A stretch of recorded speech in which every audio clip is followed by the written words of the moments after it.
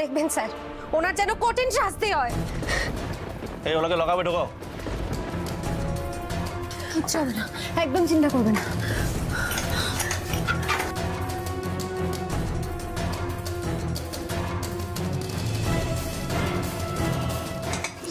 কি রে শ্যামলী দি, তোর কষ্ট হচ্ছে না? না প্রিয়া দিদি, আমার কিচ্ছু হচ্ছে না। আমি আমার হাজবেন্ডের সাথে একটু কথা বলতে পারি? যা। Shyamali, I am sorry. আজকে আমার জন্য তোমাকে এই অবস্থাতেও থানায়। তুমি বিশ্বাস করো, আমি কিচ্ছু করিনি শ্যামলী, আমি কিচ্ছু করিনি। এই রঞ্জন এটা মিথ্যা কথা বলছে, সব মিথ্যা কথা বলছে। আজকে তুমি যদি ওর কথা বিশ্বাস করে আমার উপর অভিমান করে থাকো, তাহলে আমি শেষ হয়ে যাবো শ্যামলী। তোমার কি মাথা খারাপ হয়ে গেছে? এতদিনে তুমি আমাকে এনেছিলে, আমি একটা অন্য মানুষের কথার উপর ভিত্তি করে তোমাকে বিচার করব? স্বয়ং ব্রহ্মা এসে বললেও না আমি বিশ্বাস করব না যে আমার স্বামী এই কাজটা করতে পারে।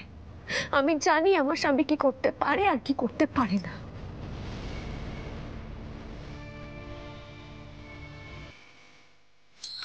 এতটা বিশ্বাস কর,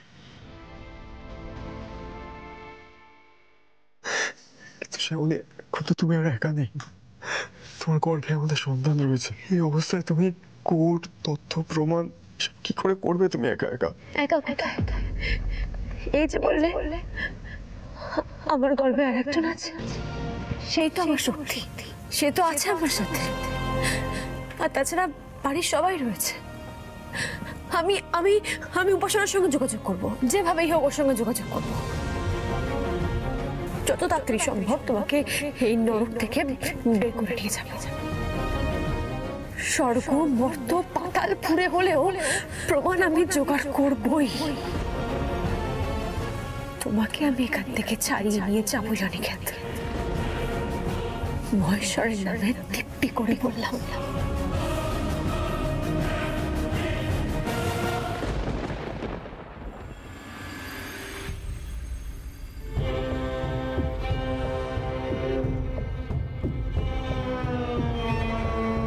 ধর্মাবতার, এবার বুঝতে পারলেন তো এই অনিকেত মল্লিক আসলে ভদ্রলোকের মুখোশ পরা একটা মলেস্টার।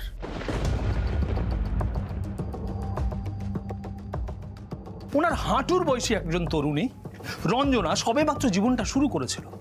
ধর্মাবতার এই লোকটা লালসার শিকার হয়ে তার জীবনটা ছারখার হয়ে গেল। দেখি রে প্রিয়া, এই অনির নামে তো যাতা কথা বলছে রে। এরা এইভাবে ফাঁসিয়েছে অনিকে। এখনো তো উপাসনাকে ফোনে পাচ্ছি না। যা বুঝলাম আপনি কেস লড়ার থেকে কাব্যটা বেশি ভালো করেন।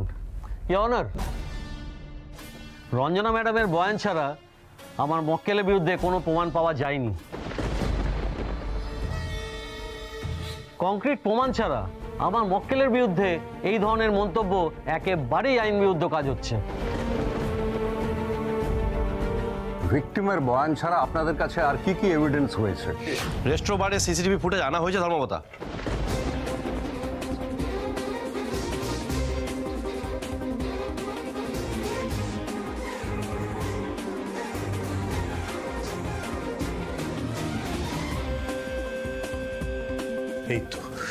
এই তো সিসিটিভি ফুটেজটা পাওয়া গেছে, এবার আর কোনো টেনশন নেই।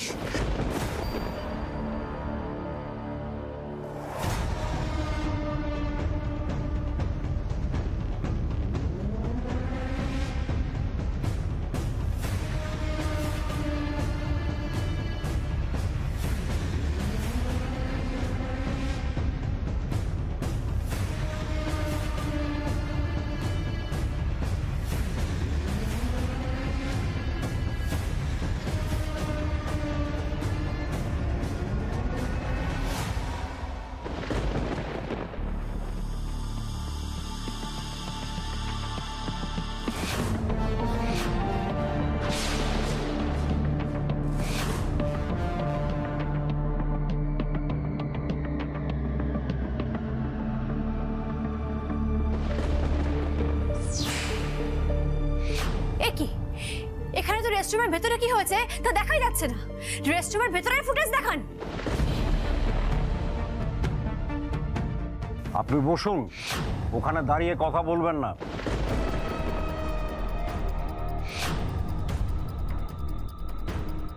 ধর্মাবতার, ওই রেস্ট্রোবার সেদিনই চালু হয়েছিল, আর আমরা খবর নিয়ে জেনেছি যে রেস্টরুমের সিসিটিভি সেদিন কাজ করছিল না।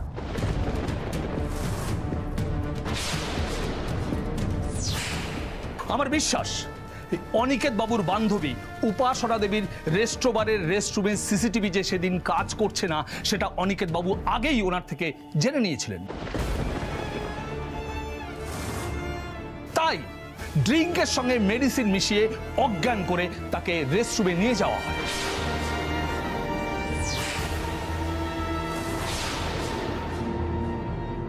আর সেখানেই তার লালসার শিকার হয় এই রঞ্জনা।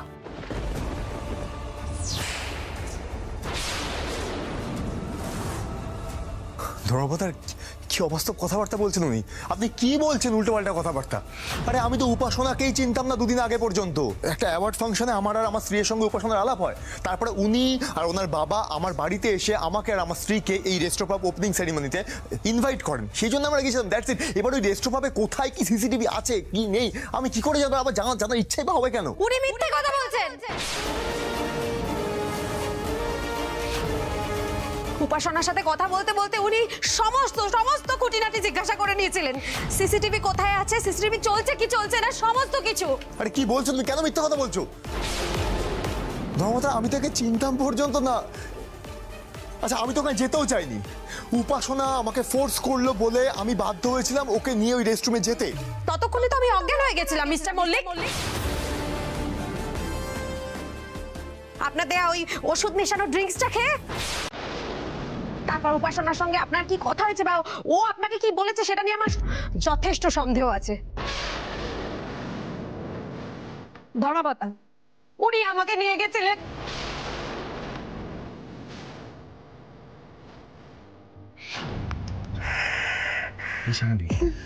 তুই ঠিক আছিস? তুই একটু বাইরে যাবি, একটু জল টল খাবি নাকি? না না ঠিক আছে। আমি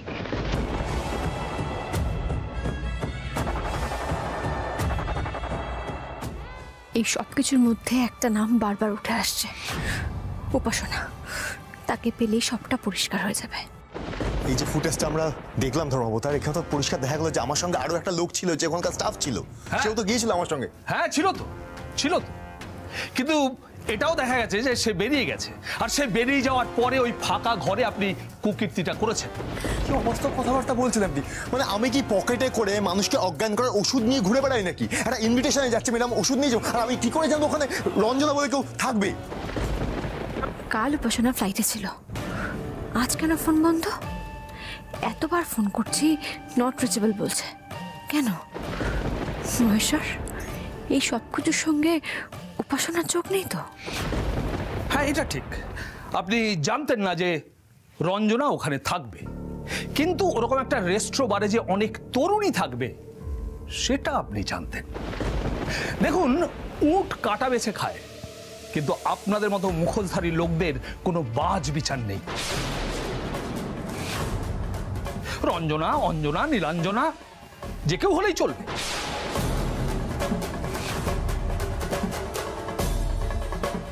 যে কোনো একজনকে আপনি যদি রেস্টরুমে নিয়ে যেতে পারেন তাহলেই আপনার হয়ে গেল, আর আপনার ব্যক্তিগত জীবন থেকেও এটা প্রমাণ হয়। ধর্মপতার ওনার ওই বর্ণময় জীবন কাহিনী শুনলে বোঝা যায় যে উনি এই কাজটা করতে পারেন, এই কাজটা করা ওনার পক্ষে অসম্ভব নয়।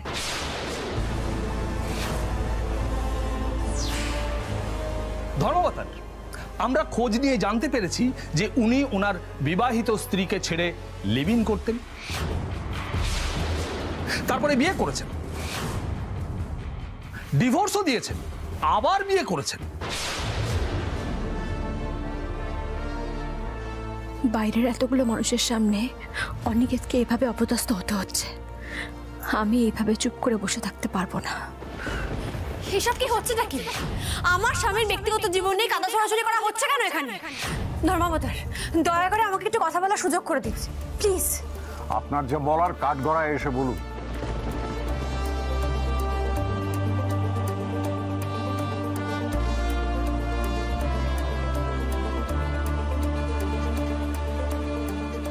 অসংখ্য ধন্যবাদ। আপনি আমার স্বামীর ব্যক্তিগত জীবন নিয়ে কথা না বলে বরং ওই মেয়েটাকে জিজ্ঞেস করুন ও আমার স্বামীর বিরুদ্ধে যে অভিযোগ এনেছে তার আদৌ কোনো সাক্ষী আছে কিনা, কেউ নিজের চোখে এটা দেখেছে কিনা। আমার স্বামী তো এই মেয়েটাকে আর উপাসনাকে ড্রাইভ করে বাড়িতে পৌঁছে দিয়ে এসেছিল, পেছনের সিটেই এই মেয়েটি আর উপাসনা বসেছিল।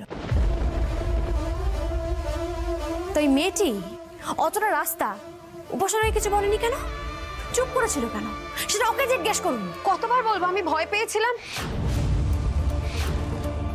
উনি তো আমাকে ভয় দেখিয়ে রেখেছিলেন যে ক্যারিয়ার শুরুর আগে শেষ হয়ে যাবে। শ্যামলী দেবী, আপনি নিজে একজন মেয়ে হয়ে আপনার অপরাধী স্বামীকে গার্ড করে চলেছেন, তো ঠিক আছে, এবার আপনি কি বলেন সেটা দেখি। ধর্মবত, রঞ্জনা প্রথম নয়, তার আগে আরেকটি মেয়ে এই অনিকেত বাবুর লালসার শিকার হয়েছিল, কিন্তু ভয়ে মুখ খুলতে পারেনি।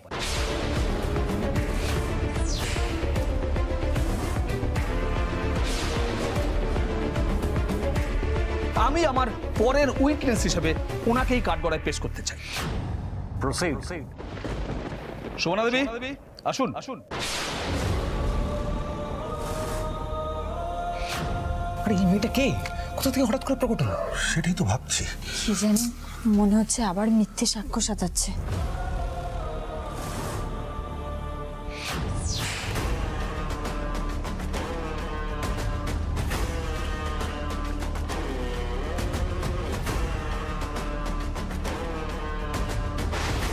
কি এই মেয়েটা? আমি তো আগে কখনো দেখেছি বলে মনেই পড়ছে না। আজ আর তোমার কোনো ভয় নেই। তোমার সঙ্গে কি ঘটেছিল সবটা বলো। অনিকেত বাবু তোমার সঙ্গে কি করেছিল?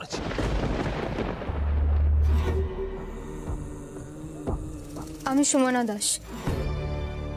1 বছর আগে গ্রেট বেঙ্গল ক্যাডারে চাকরির জন্য গেছিলাম ইন্টারভিউ দিতে। রুমে অনিকেত মল্লিক একাই ছিলেন। ইন্টারভিউ নিতে নিতে উনি উঠে এসে আমার পাশে আসেন, আমার স্পর্শ করার চেষ্টা করেন। আমি উঠে ছিটকে গেলে আমাকে জোর করে ওখানে আটকে রাখার চেষ্টা করেন। আমি কোনো মতে হাতে পায়ে ধরে বেঁচেছিলাম, কিন্তু এই কথা বাইরের কাউকে বললে আমায় খুব বড় ক্ষতি করার ভয় দেখিয়েছিলেন। তাই এতদিন কাউকে কিচ্ছু বলতে পারিনি। তাহলে আজ বলছেন যে? তার চেয়ে বড় কথা হলো, মাই ডিয়ার ফ্রেন্ড, ঠিক এই সময় আপনি ওনার হদিশ পেলেন কি করে? মাটি খুঁড়ে বেরিয়ে এলেন নাকি উনি 1 বছর পর? আমি আমার সাক্ষীকে কোথা থেকে নিয়ে এসেছি তার কৈফিয়ত দিতে আমি বাধ্য নই। এতদিন ল প্র্যাকটিস করছেন এটা জানেন না? তোর কথা, আমি মেয়েটাকে চিনি না, আমি আগে কখনো দেখিনি, কোনোদিন ইন্টারভিউ দিতে আসেনি। মহেশ্বর, ওর সাথে তুমি কেন এমন করছো? চোরাবাড়িতে সবাই আস্তে আস্তে সুখের মুখ দেখছিল, এই সময় এসব কি হচ্ছে? ও যে বড্ড কষ্ট পাচ্ছে মহেশ্বর, ভেঙে পড়ছে বড্ড। বাহ, আপনার কাছে যারা ইন্টারভিউ দিতে আসে আপনি সকলকে মনে রাখেন। আপনি গিয়ে বসতে পারেন। ধর্মাবতার, আমি রঞ্জনাকে আরেকবার কাঠগড়ায় ডাকতে চাই। প্রসিড। আসুন। ধর্মাবতার, সুমনার কথা তো আপনি নিজে কানে শুনলেন। আশা করি এর থেকে বুঝতে পেরেছেন যে এই লোকটা কত ডেঞ্জারাস। আমি আদালতকে জানিয়ে রাখি যে রঞ্জনার শরীরে কালশিটের দাগ আছে। ওনার সম্মানার্থে সেগুলো আর দেখালাম না। আর ওনাকে কি ধরনের ওষুধ খাওয়ানো হয়েছিল সেগুলো পরীক্ষা করতে পাঠানো হয়েছে। তার রিপোর্ট এসে গেলেই আমি আপনার কাছে প্লেস করব। সব মিথ্যে, সব কথা মিথ্যা। আমাকে ফাঁসানো হচ্ছে ধর্মপতা। আমি কিছু জানি না, মেয়েটাকে চিনি না, কি বলছে কিন্তু বুঝতে পারছি না। আমার সাথে তো আপনার কোনো ব্যক্তিগত শত্রুতা নেই, তাহলে আমি আপনাকে অকারণে কেন ফাঁসাতে যাব বলুন তো? ইনফ্যাক্ট আমি তো আপনাকে অ্যাডমায়ার করতাম মিস্টার মল্লিক, আমি ফ্যান ছিলাম আপনার। আসলে তখন তো বুঝতে পারিনি যে আপনি আপাদ মস্তক একটা নোংরা লোক। আমি মহামান্য আদালতের কাছে ওনার কঠোর শাস্তি চাই। মাই লর্ড, যে রেস্টরুমের কথা বলা হচ্ছে সেখানকার সিসিটিভি ফুটেজ আমরা কিন্তু পাইনি। আর সুমনা দাস যা বলে গেলেন তার সত্যতা যাচাইয়ের প্রমাণ করার দরকার আছে। আর যতদিন না অকাট্য প্রমাণ পাচ্ছি, আমি আমার মক্কেল অনিকেত মল্লিকের জন্য বেলের আবেদন করছি। রঞ্জনা সেনের মেডিকেল রিপোর্ট না আসা অবধি অনিকেত মল্লিককে বেল দেওয়ার প্রশ্নই উঠছে না।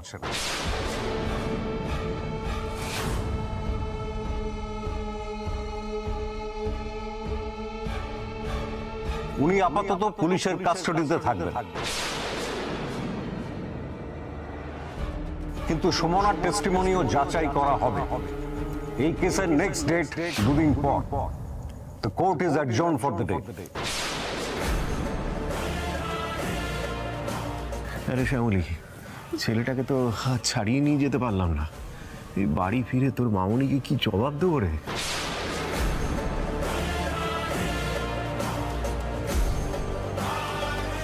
অনিকেত, বাবা, অনি রে, মুখোশধারী শয়তানদের শাস্তি চাই, শাস্তি চাই, এই মুখোশধারী শয়তানদের শাস্তি চাই, শাস্তি চাই।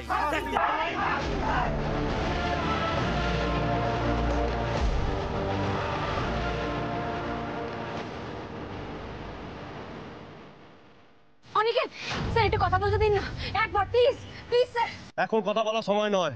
বাবা তুমি প্লিজ শ্যামলীকে নিয়ে যাও। শ্যামল তুমি শ্যামলে থেকো না প্লিজ, তুমি চলে যাও এখান থেকে। মন্দার প্রতিম, তোরা শ্যামলীর খেয়াল রাখিস। অনি টেনশন করিস না, আমরা শ্যামলীর খেয়াল রাখবো। আরে আপনারা একটু কথা বলতে দিন না। আরে কি করছেন কি? একটু কথা বললে কি সমস্যা হবে বুঝতে পারছি না। 2 মিনিট কথা বলতে দিন না। তোমার মাথা গরম হয়ে যাচ্ছে কিন্তু বার করে দিলাম। মন্দাদা তুমি চুপ করে, খালি মিডিয়া আছে, এরকম চিৎকার করা যাবে না, ঝামেলা করা যাবে না, প্লিজ প্লিজ। এই কি মুশকিলে পড়লাম। এই ছেলেকে এখন কি করে উদ্ধার করি এই ছেলেকে? এই মুখোশধারী শয়তানদের শাস্তি চাই, শাস্তি চাই।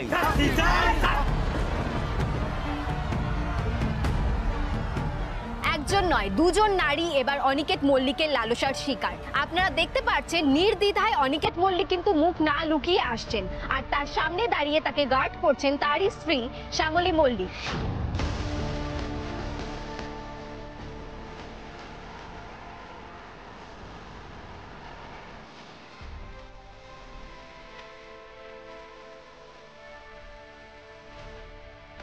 ভেঙে পড়বেন একদম। এতদিন যা যা করেছো সৎভাবে, সৎ থেকে করেছো, সেভাবেই থাকবে। সবাই তোমাকে দুর্বল করে দেওয়ার জন্য এই কাজ করছে, তুমি কিন্তু দুর্বল হয়ে পড়ো না।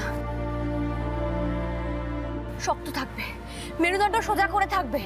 তুমি কোনো অন্যায় করোনি। আজ তোমাকে আমি ছাড়িয়ে নিয়ে যেতে পারলাম না, কিন্তু এই সুমনা সম্পর্কে সব রহস্যভেদ করবো আমি, সব খবরাখবর নেব। আজ না পারলেও পরের দিন আমি তোমাকে এখান থেকে ছাড়িয়ে নিয়ে যাবো। তুমি এখন বাড়ি যাও শ্যামলী, সব যন্ত্রণা সহ্য করে নেবো শ্যামলী, কিন্তু সব ঘটনার জন্য যদি আমাদের সন্তান কিংবা তোমার কোনো ক্ষতি হয়েছে, আমি নিজেকে ক্ষমা করতে পারবো না। ওভাবে কেন বলছিস অনি? এই শোন, আমরা কোনোদিন কারুর ক্ষতি করিনি। হ্যাঁ, দেখবি শেষ পর্যন্ত আমাদেরও কোনো ক্ষতি হবে না। মুখোশধারী শয়তানদের শাস্তি চাই, শাস্তি চাই, শাস্তি চাই, শাস্তি চাই। মুখোশধারী শয়তানদের শাস্তি চাই, শাস্তি চাই, শাস্তি চাই। এই মুখোশধারী শয়তানদের শাস্তি চাই, শাস্তি চাই।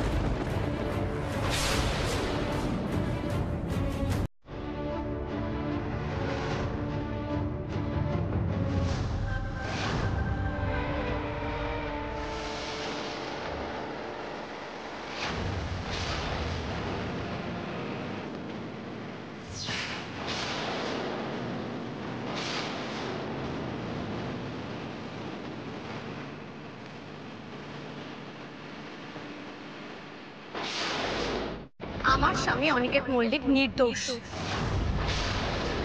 তাকে কেউ কোনোদিনও কলিবা লিপ্ত করতে পারেনি আর পারবেও না। মহেশ্বর সেটা হতে দেবেন না, কিছুতেই না।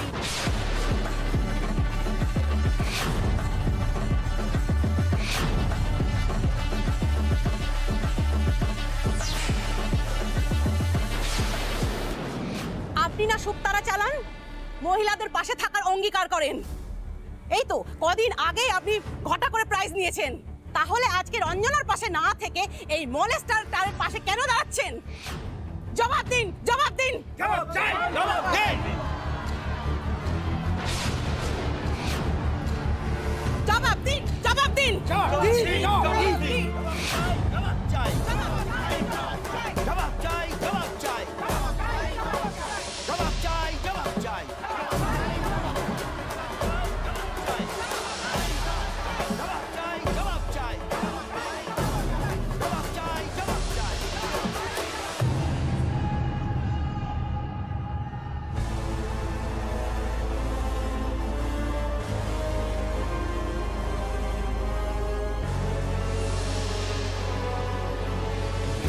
আমার স্বামী অনিকেত মল্লিক নির্দোষ।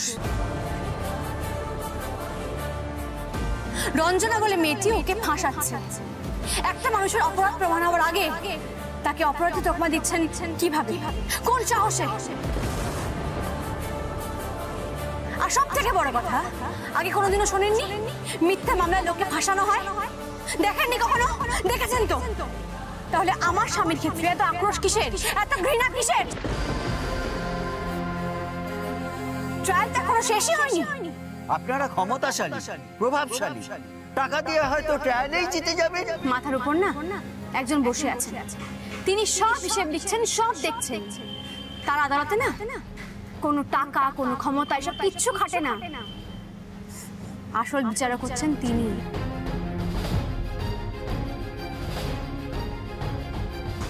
আর আমি আমার মহেশ্বরের নামে দিব্যি করে বলছি, আমার স্বামীকে আমি নির্দোষ প্রমাণ করবই।